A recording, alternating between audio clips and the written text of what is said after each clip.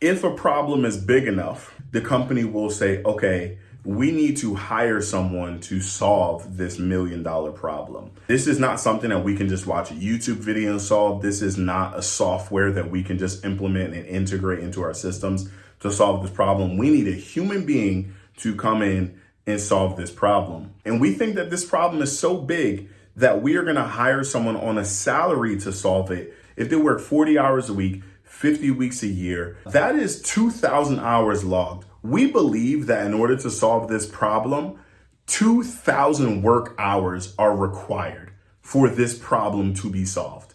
And we are willing to pay, the salary range for this role is $108,000, at least on paper, that the public can see to solve this problem. A hiring manager or the head of a department, they say, I need to solve this problem. Otherwise, my department can't do its job, right? Finance says, okay, if you solve that problem, we expect that we'll be able to operate at full capacity. We will create $120,000 in the budget for that role. But we are not going to list $120,000.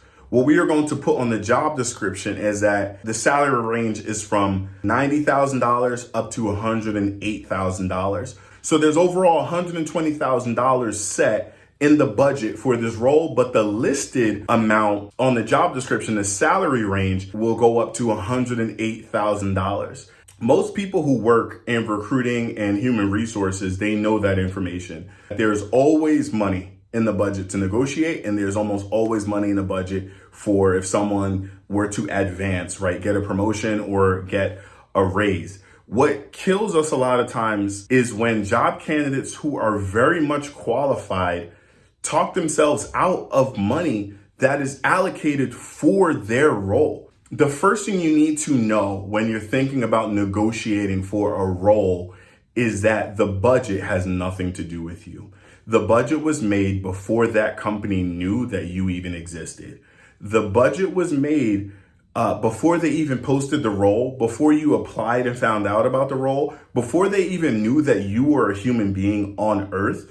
They budgeted that money, and that money was approved by a finance department. And they said, we are willing to pay and put in the budget this amount to solve this problem. So that should go to show you that, one, a company is just as desperate as you are to find the right candidate. So whereas you might be desperate because your bills are piling up and maybe you have rent or mortgage or something like that you need to pay, that might be a few $1,000s. But the company is saying, if we don't fill this role, we are missing out on millions of dollars. So it's painful on both sides. And that's why companies want to get it right. So do not think that it has anything to do with you when it comes to the budget for the role. Now, obviously, you should be qualified on paper for the role that you are applying for, right? You should try to meet at least 85% of the qualifications on the job description, right? You as a candidate do not need to tell a company what your salary expectations are. You can just say things like, hey, I've seen the job description. Things look pretty good to me so far. I'm pretty flexible, and I'm willing to discuss that as we go further in the interview process, right? Hey, yeah, I'm pretty flexible. I'm willing to discuss that as we go further in the interview process. Once you go through the interview process, do not give them a number. You can just say, hey, yeah, things look pretty good to me so far. Like I said, I'm pretty flexible. You want to save that number for after they offer you the position. So you know how a lot of times you're nervous because you're like, hey, I don't want to give a number and disqualify myself. That is fine. I would agree with that, right? Hey, things are pretty good to me so far. I'm pretty flexible with my salary expectations. So after a company makes you an offer, after they make you an offer, that is when you negotiate. Do not try to negotiate salary before they make you an offer, because you could disqualify yourself. They could behind the scenes go with someone who is cheaper. But if you wait until you receive an offer, the company is not going to offer the role to two people at one time because they don't have enough money in the budget for two people at one time. They're like, hey, we're willing to budget $120,000 for this role. So we're going to send this offer out to this candidate, right? To you.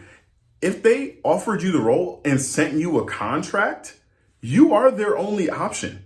They are definitely going to have candidates in the pipeline for if you say no, but they're not making any offers to those people. You hold 100% of the cards at that point. Once they make you the offer, then that is when you negotiate. Now, you don't need to talk yourself out of the job, but what you can do is a simple question, and I would ask this in writing, not over the phone, because if you ask it in writing, you put yourself in a legal standing that forces them to answer this question. The question is, hey, so-and-so, I'm really excited about the offer. Thanks so much. I'm very excited to contribute to the team and to the organizational mission. My only question is $110,000 in the budget for this role? Is $110,000 in the budget for this role? You're not asking, hey, do you want to pay me $100,000? You're not asking, what do I feel about $110,000 or what do you feel? You're asking a black and white question that has nothing to do with you. Is $110,000 in the budget for this role, right? And you wait for them to get back to you, right? And what if they say no, you say, hey, okay, so what is the budget for this role? They can't say that it's anything below $108,000 because what they posted publicly, and you have a screenshot and a saved example of the original job description, you have the example of what it was publicly. So if they say, hey, no, $110,000 isn't in the role, and you say, hey, okay, so what is the budget for the role? Oh, well, the budget goes up to $108,000. Okay, great. If you can meet me at $108,000 as listed in the job description, I would certainly love to sign this offer. Let me know if that works for you. You just want to ask for a higher salary in a way that is objective. The amount of times that people will say, hey, I want to ask for 105 to be safe. I want to ask for 100 to be safe. As long as you're below whatever the salary range was on paper, you're safe. As long as you're in that range, even if you go up to the dollar amount, $108,000, you are safe. So don't talk yourself out of money. But most of the time, companies will leave money in the budget for negotiations, for raises. And so you can ask for that upfront. Hey, is $115,000 in the budget? Now, what's great is you can leverage that offer with the company you currently work for or for another interview and say, my current company is offering me $115,000 to stay, or your competitor company is offering me $115,000 to go there. I just want to know, can you match that amount? Always end with a question, but can you match that amount? Is $115,000 in the budget? Again, always ask what's in the budget, right? And can you match that amount? And that is just going to allow you to put an extra few $1,000s in your pocket. Don't say to yourself, oh no, I don't want to be greedy. That money can go to someone else.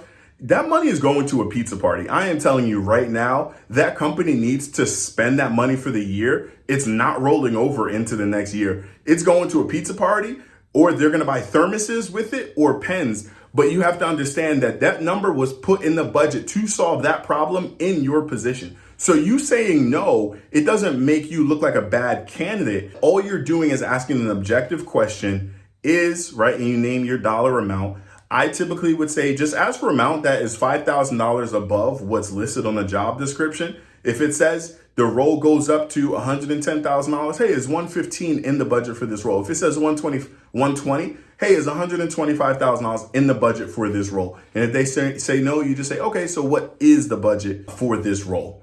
And they have to tell you. They have to tell you what that number is. So don't be afraid to ask once you have an offer. And all you're asking is objective questions, and they have to answer you honestly. So don't talk yourself out of money because you're afraid you're not going to receive the offer.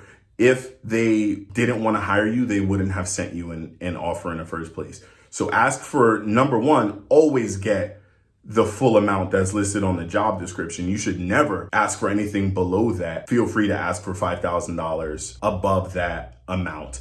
And every single time that myself or someone I know or coached has done that, they got the amount that they asked for. I never had someone ask for, hey, I see the job description says 70, is 75 in the budget? Every single time it's happened, and I've seen it happen at least 10 to 20 times, it has never failed. Because if they send you the offer, they already want you. You're already their number one choice. If you say no, you're just cool. You're leaving money in the budget that's not going to roll over into next year. They're just going to buy pens or thermoses or pizza parties with it. Just a heads up. So, hey, how much is in the budget? Is this amount in the budget? Objective questions.